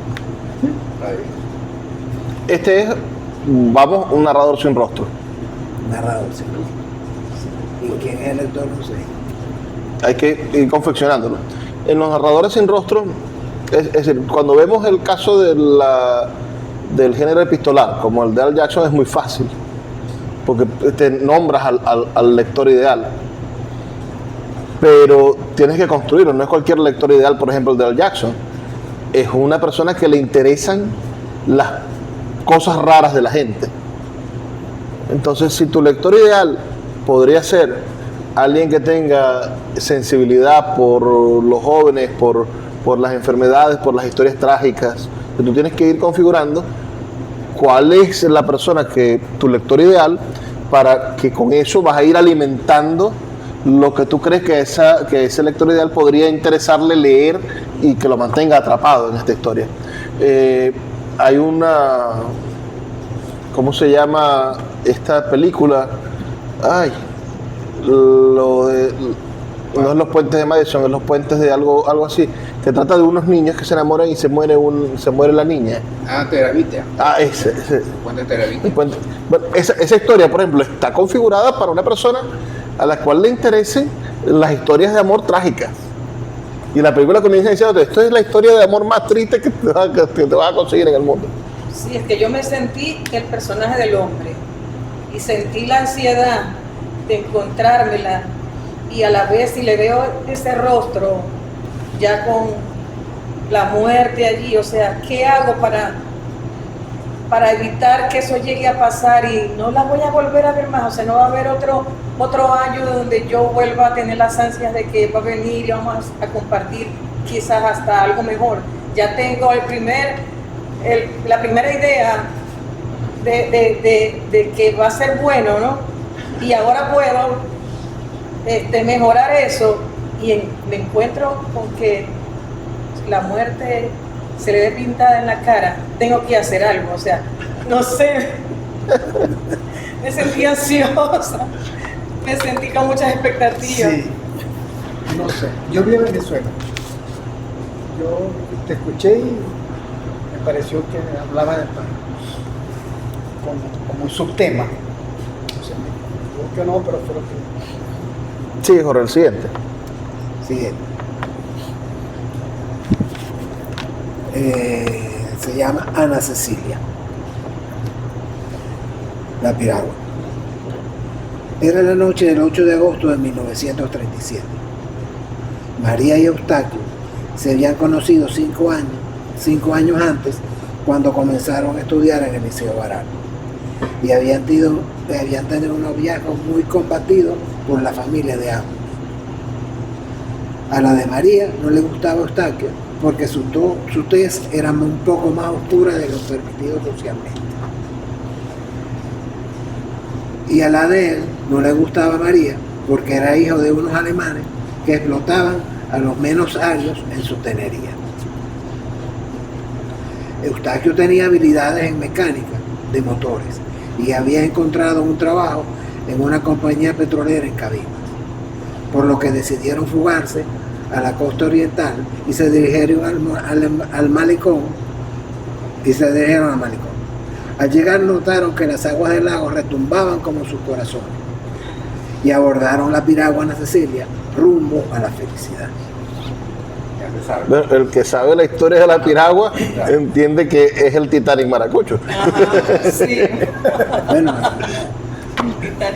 se murieron muchos, pero otros se salvaron. Claro, Y claro. otros desaparecieron.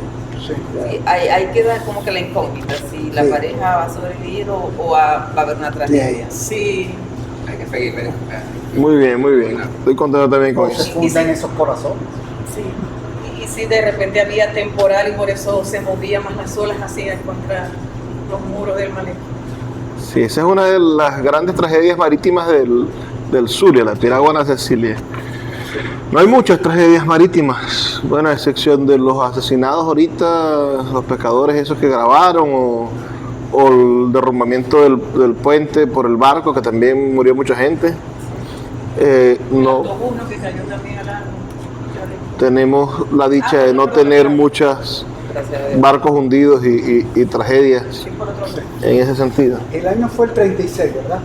36, 37. 37. Wow. Y es una historia con un final, porque parece que comienza y termina, ¿no? En un inicio, pero inesperado. Inesperado. Yo pensé que iban a terminar allí, en el malecón. Mira, ¿qué pasa, por ejemplo, con estos lectores? ¿Cuál puede ser un lector ideal en tu caso? Alguien que le guste la historia, ¿no?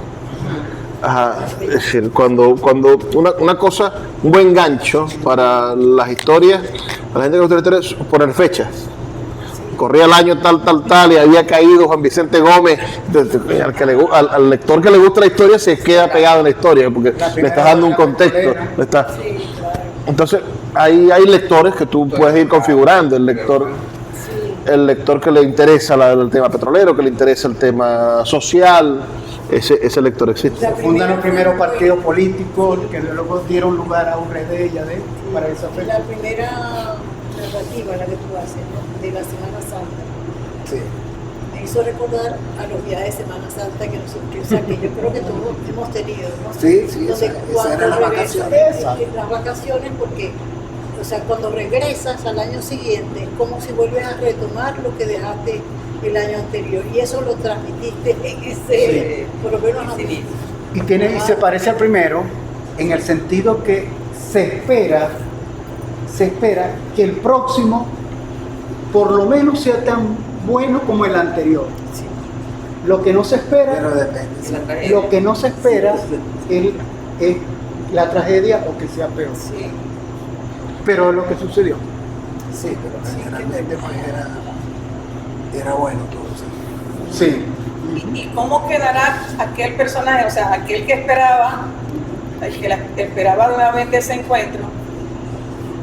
Suceda lo que suceda, o sea, ¿cómo quedará? Y si no, si se va, ¿verdad? Igual no ha acaecido lo de que murió. Ajá.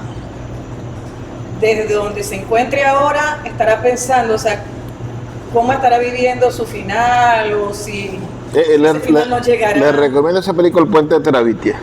Una película de Terabitia. Es un clásico del cine. ¿En dónde se ve? Los puentes de Terabitia.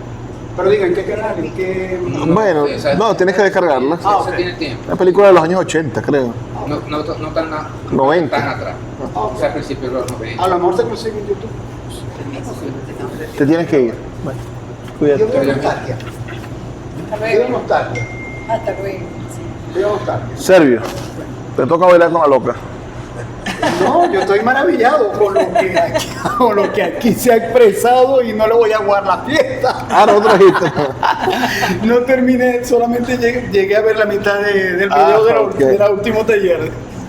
Pero Bueno. estoy encantadísimo con lo que he escuchado. ¿Cuál sería la tarea?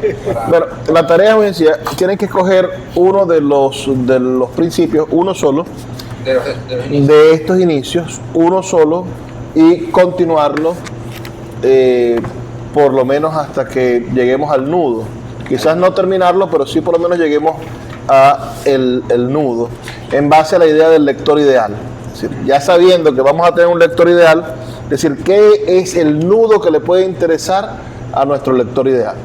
Seleccionen uno, porque en el ejercicio de la semana próxima vamos a seleccionar otro diferente de los que han hecho. Ah, Cuando hablemos de los puntos de vista, vamos a seleccionar otro diferente de los inicios que tenemos ya diseñados.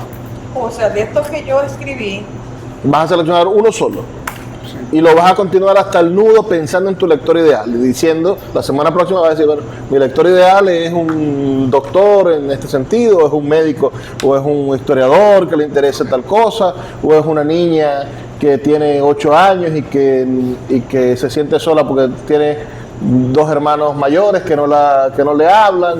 En el caso de pensando en Peter Pan, si uno piensa cuál es el lector ideal de Peter Pan, ¿quién diseñó eso? Bueno, un niño que se siente solo porque todo el mundo está pidiendo que sea adulto, ¿no? Que es el caso de la protagonista, de Wendy. ¿Quiénes conectan con Peter Pan? Precisamente los niños y los jóvenes que no quieren crecer.